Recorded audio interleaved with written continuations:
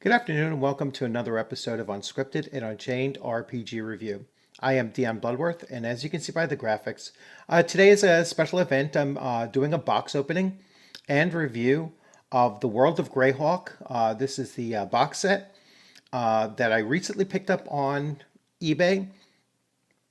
I really lucked out because it was listed as being complete, with a few box issues, but listed as complete and was originally $70 plus $10 shipping and handling. I had, spoke to the seller and got them down by $10 basically. So I picked up a complete box set that's apparently in mint condition other than the box itself for $70, and that's a pretty good bargain for what this normally goes for. So without further ado, let's start taking a look at the box, and then I'll go into into the contents. Also, I just wanted to note that this is the world setting that I used for first edition AD&D. It's the only setting that we had used during that time frame that we were playing from basically 1979 or 80 through 87, or 88, around there. So this is the only setting that we used for Dungeons and Dragons back in the day when my group was together and playing. So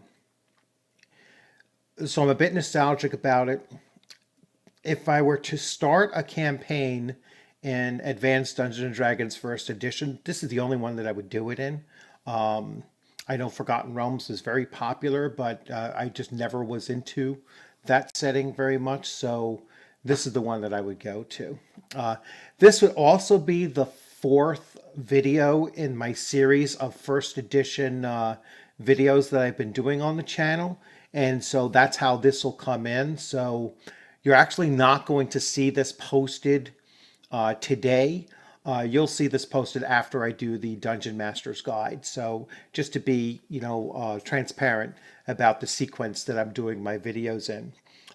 So without further ado, let's go to the full screen here. So here's the box. And I mean, other than a label here, like a sticker, which I guess you could still steam those things off. I'm going to give that a try. They said there was some indenture in the box lid itself. And what they mentioned was that there's tape. There's like packing tape that runs down the center in a crisscross for no apparent reason whatsoever. I mean, there's no cracks in it. There's no tears or whatever. I have to look to see if this really does come off without peeling up the picture at all. But other than that, I mean, the box itself, the corners of both top and bottom are pristine. I mean, they're really, really very good. I'll take out the contents here and show you the bottom of the box. And same thing. I mean, the bottom of the box is just, the corners are perfect. So I'm really, really impressed with that. It has inside the 2 advertisements. So that's a nice touch there. Here are the maps, and from all appearance, so here's the 2 maps, and from all appearances, they are pretty much unused. And I set up my big table over here just to lay them out. But they do appear to be very much unused. So let's fold this thing way out here. So, and you can see the size of the map. If you're not familiar with it, the size of the map is really quite large. I'm going to set this off to the side.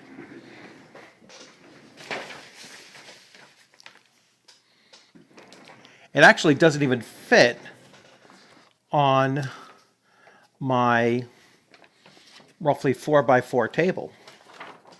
And here is the other side of the world here, and or continent, I should say. Now, this is clearly the one that most people play on, you know, because this has the city of Greyhawk on it, as well as many of those other places where, you know, just seems most of the action takes place in first edition. But I've seen the map itself sell for $60. So to have the map, you know, the box in relatively decent condition, and then the booklets, which I'll take a look at now, is really quite a bargain for $70, including shipping and handling. And so here I have the two books. So there's two books in this set. There's the setting book, and then there is the glossary. Now, this was released in two ways. First, in 1980, the World of Greyhawk was released as a folio, and then in '83 it was released as this box set. And the difference is that the box set has some, you know, obviously some errata to it, but it has additional content to it. I believe, if I remember what I read correctly, I believe there's about an extra 12 to 16 pages in the '83 box set. So that's something I'm looking forward to do. I just noticed that the video skipped a little bit. So anyway, I'm going to switch now and try to set it up where we can actually do a flip through of the booklet itself. I seem to be getting some lag here, so hopefully it'll not stutter too much during this video. But anyway, let's go. So here we have the booklet, and we'll go through each one just briefly to show you. So here you have the coat of arms, the heraldry of the place. So you have your kingdom of Furiandi. I'm currently writing a campaign. I'm looking to actually start running first edition AD&D again. And so I am going to set up a campaign that begins in the Shield Lands. So we'll take a look on the back end, on this back page here, and we'll look for the Shield Lands. And let's see. They don't seem to be in order.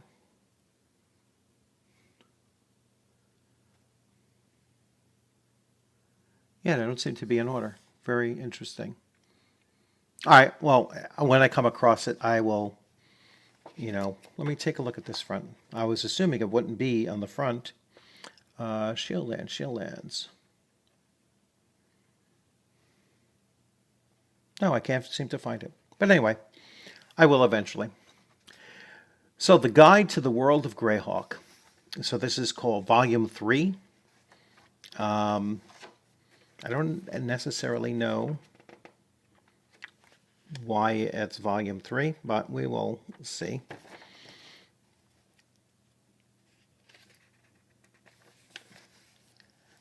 And so here we begin with the what the trees common to the Falanis. So it's they go into kind of like a geography kind of section to it, and they'll have the fauna and the flora. And so we have the various trees in the various regions of the world. We have a brief history of Eastern Auric. So Auric is the continent, at least the eastern portion of the continent. And then we go here. We have a timeline. Now I know there's various websites that have different timelines, and what I like is that they have the calendar years are different based on the cultural groups, and so that's pretty interesting and useful if you're trying to write a campaign that will fit within one of these kind of major events, or in my case, I'm actually writing a campaign that takes place after this. That way, I don't have to get too involved with stepping on the lore too much. And I'm probably going to work with like 50 years after this timeline. And I believe there is an extended timeline in, on various websites as well, where they've really, pushed forward and added a lot more content as well. So there's always that involved.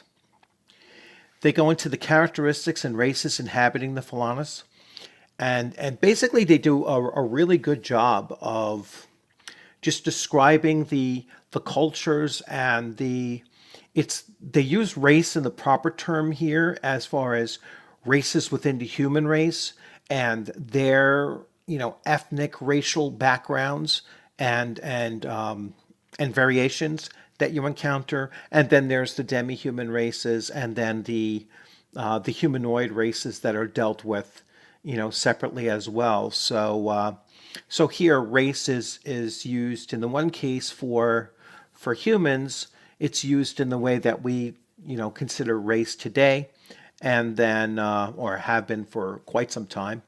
But they also go into cultural differences as well. And that's why that map earlier on, which I didn't focus too much on, was showing the migratory patterns.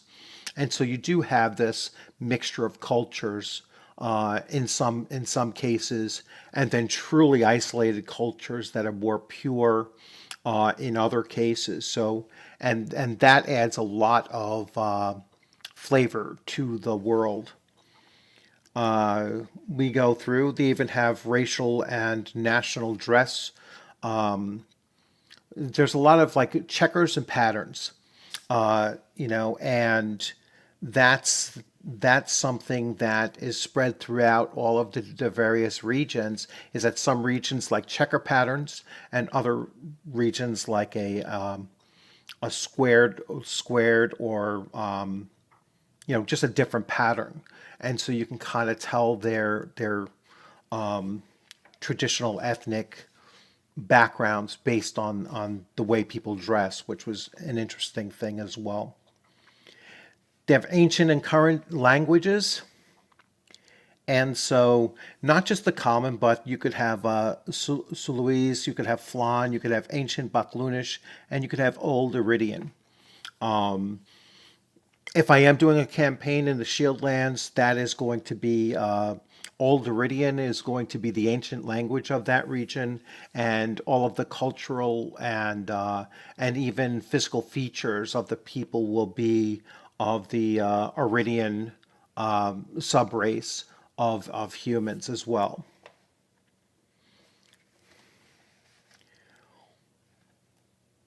We have runes and glyphs that are commonly used without the realm, or realms, I should say.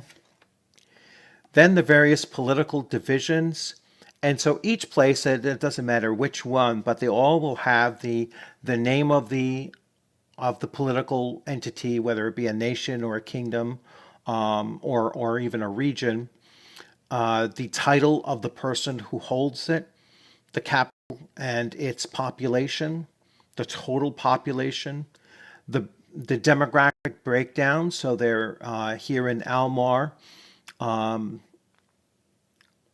You have demi-humans are very few, humanoids are very few. So most of the population is going to be a human population. And then they go through a brief description of each of these political entities with throughout the world. And there are quite a few. I mean, as you saw, it was a very big map, and so there's a lot of different places that you can look to start adventures and or start a campaign off. And what I like about this is that it is brief. It doesn't give you a whole lot of information, and so you have a lot more flexibility with using with using Greyhawk in general than possibly using some other settings where I've seen a lot more detail put in there. So it becomes harder for you to be flexible without changing too much about different cultural places or the politics of various places. So I do like the fact that it is very brief. It really is kind of not quite bare bones, but a moderate outline for how you can run adventures and even campaigns in this world setting. So for the rest of this book, you're pretty much dealing with the political entities, and we go all the way here. So now we have regional alignments, and so you can kind of see how the alignments are spread throughout the world. If you want to get a general sense of what the places are like, you don't have to actually hold it to that very much. Regional products, so kind of like a trade guide to what kind of products are coming out of these places. This is an interesting thing to consider if you're really thinking about having the players think about the whole environment of the game setting, and you can set up various quests that are around trade routes and different trade products going back and forth. So it can become a major element in your storytelling is what kind of productions are taking place in each of these regions that you might be in. They go through the geography now, so we get into the major bodies of water, in the world, lesser bodies of water in the world, hilllands and highlands. And so each of these geographic features aren't just, it's the hills. Each one has its own kind of flavor to them as well, as far as, who is it mostly populated by. And they act as mini regions, basically, or mini political entities as well. So you have your marshes, both large and lesser marshes and swamps, mountain ranges, rivers, so many different rivers. And like I said, the map is huge. So there's a lot to actually delve into and explore.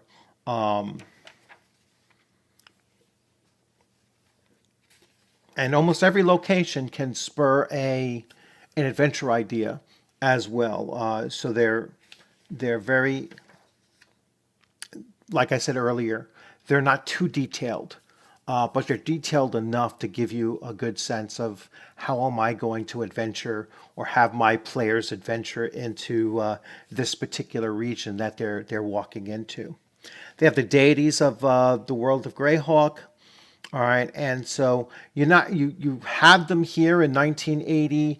I have to take a look at the I believe the Deities and Demigods, which was the fourth book released in the series, although that came around the same time as this, goes a little bit more than what's just here, but there is some crossover. So the 1980 version of this might not include the same number of deities here.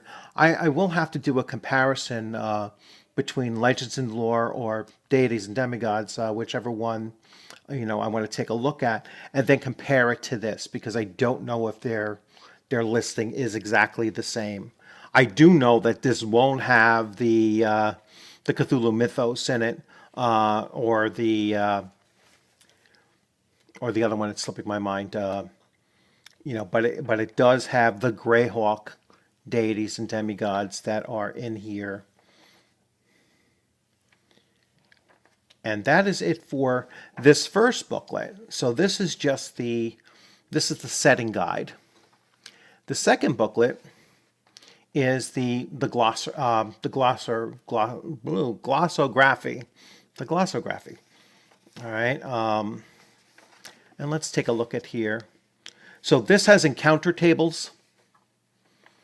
And like I said, this is my first time looking through this in a long time. So probably about 30 years since I've actually torn through this page by page with a physical copy in hand, which is really why I wanted to get this box set. It was something that I really wanted to add to my collection because it was such an important part of my D&D game playing back in the early to mid 80s.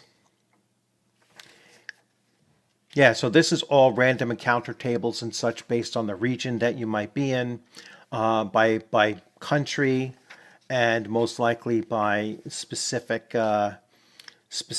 forests and jungles and everything. So yeah, just a lot of information in here that is going to be, very, very useful if you're running a campaign that does span a lot of different regions of the world, because now the players will start to say, hey, you know what? I've never seen green dragons before, but now I know that if I go to this particular region, there's a higher chance of actually seeing them, and I'm not going to see this other type of dragon instead, or or whatever kind of creatures that they're encountering that are more local or regional based type of creatures. So here we have a glossary of all of the rulers of Greyhawk. And so there's not very many of them, or these are the most prominent ones. It looks like they have one for every place. And let's take a look. And let's see, the Shield Lance. So the Shield Lance is a Holmer, and he is a 7th level cleric and 10th level fighter. So a fighter cleric is the king or steward or whatever his title actually is for the Shield Lands, where I'm most likely going to begin my next campaign in.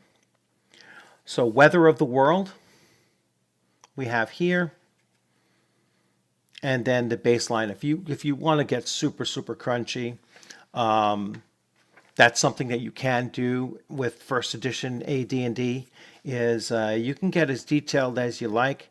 I've done weather effects before, as a DM, and but I've done them pre the play session. Obviously you're not going to decide these things, at the time that the players are actually at your table and playing. You're going to do this in your pre-planning, and it's nice. It's a lot of fun to actually take weather effects and make them a part of the adventure. Have them, have those cause various situations that the players might have to overcome, and such. So it will impact their comfort level minimally. It'll impact possibly their capabilities, whether it be in combat or in travel. It certainly impacts travel. So I like doing some of that detail ahead of time to make the environment and the climate and the weather be an important part of adventuring in a game adventure. I think it's important. So general effects of weather and such. And then I believe we end up with Adventures in the World of Greyhawk. And so there are a number of adventure hooks. About 3-4 pages of adventure hooks. Determining a character's place of birth. So if you want to randomize that, you could have the players randomize that and see where they were born. Personalities and quasi-deities, and this is where they include the comeliness trait, which will actually come in the Unearthed Arcana as well. But those were originally in a Dragon magazine, and then they found their way, quasi-deities found their way into into the 83 box. I'm not sure if these were in the 1984 folio. They might not be. And so this might be the added content that the one passage I was reading about this was mentioning. All right, so yeah, Dragon Magazine was really important at the time. If you wanted to add in these extra components, whether it be character classes or new deities or quasi deities, so a different type of deity, new a new attribute to be added in as well, comeliness, and then the effects of that as well. And they go through what are the standard divine abilities and such. So if you wanted to create quasi deities, and this is something that my gaming group actually did, they, there's the rules here and how to create that. So very, very similar to the Immortals and D&D box sets. This here is, allowing for a DM and his or her player group to actually devise ways of player characters near the end of their adventuring career to become quasi deities.